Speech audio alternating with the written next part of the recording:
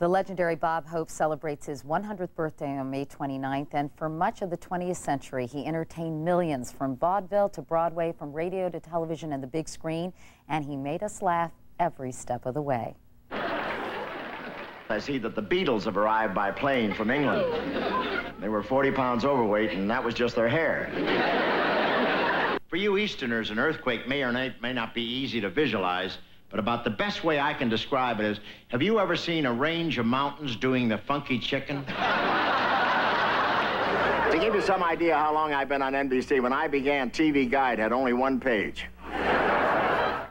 And now you can read some of Bob Hope's best lines in a new book called Bob Hope, My Life in Jokes, put together by Mr. Hope and his daughter, Linda. Linda Hope, good morning. It's so nice to see you again. Good morning. Before we talk about the book and putting it together and a little bit about Bob Hope as a father, how's he doing health-wise? Of course, it's unbelievable that he's about to turn 100, isn't it? I know, we can't believe it, but he's determined that he's going to beat his great-grandfather's record. His great-grandfather passed away a few months short of 100, and so he's already beaten that, and he's looking forward to being 100 on the 29th of this month. He's desperate to have Willard mention him on the program, Absolutely. isn't he? Absolutely. What kind of celebration do you all have planned? Well, actually, you know, we kind of, what can you do for somebody who's going to be 100? I mean, they've done every kind of possible birthday celebration, so we're going to do something unusual. We're going to keep them home and just have a quiet enjoy evening. A quiet evening. Tell me a little bit of course, everybody reveres your dad as a comedian, but very few people understand or can appreciate what kind of father he was. I think we have some home movies of you all as a family, and as we look at those, can you tell me about what kind of dad he was? Sure. He was probably the most fun parent that you could ever have. My mother, I think, probably tore her hair out a lot of times because she was trying to teach us the right manners and all the things that we needed to know to live a good life. And we'd be at the dinner table, and all of a sudden a napkin would come sailing in one of our directions, and it would be from Dad. And also, we used to spend a lot of our dinner table listening to his jokes and going over material, cueing him on things, and it was fun. I bet it was. And what's so nice, too, is that your parents have enjoyed such a wonderful, rich, long marriage. How long have they been married? 69 years. Is that just, that's so great. Dad said he's only been home 3 weeks at that time. Well, so maybe that's the secret to their success, right? I don't know. I know you produced a biography for A&E about your dad, but you call this book, you say it's a much different kind of job, and in many ways more personal. How come?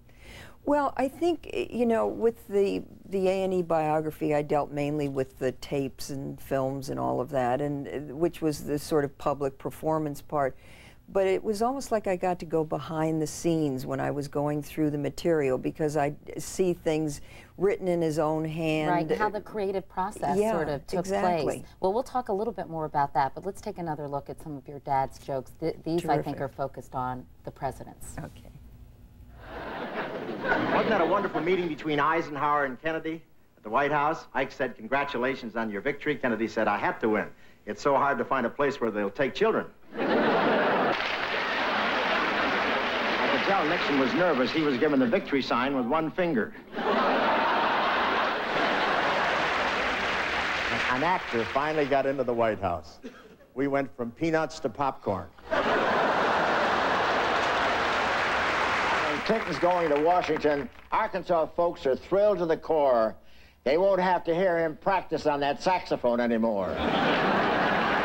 He had such a unique way of looking at humor and doing political humor and not being mean-spirited or not alienating either side of the political spectrum, didn't he? Yeah, and he really made a point of it. And for a long time, I never had any idea what his politics were, because he really just enjoyed poking fun at whoever was in office. He was an equal opportunity comic. I know that you also write about how struck you were at how businesslike and methodical he was in terms of kind of reviewing jokes, going through them, picking the ones he liked. I think we have a page of jokes given to your dad by some comedy writers, and tell me about that. Well, the jokes, the first thing would be a check.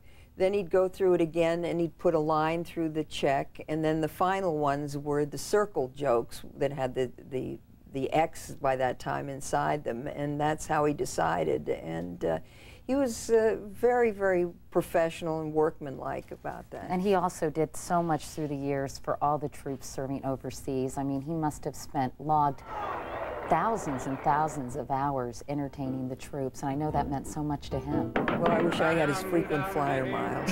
Yeah, I bet you do. Well, the book is Bob Hope, My Life in Jokes, by Bob Hope, with Linda Hope. Thanks, Linda, so much for coming in. Thank you, Katie. Telling us about the book, and please give our very, very best to your dad and tell him we wish him a very happy 100th birthday. Thanks. Well, he's one of your biggest fans. Well, I can say the same for him. I had the privilege of meeting him, and I just thought he was terrific.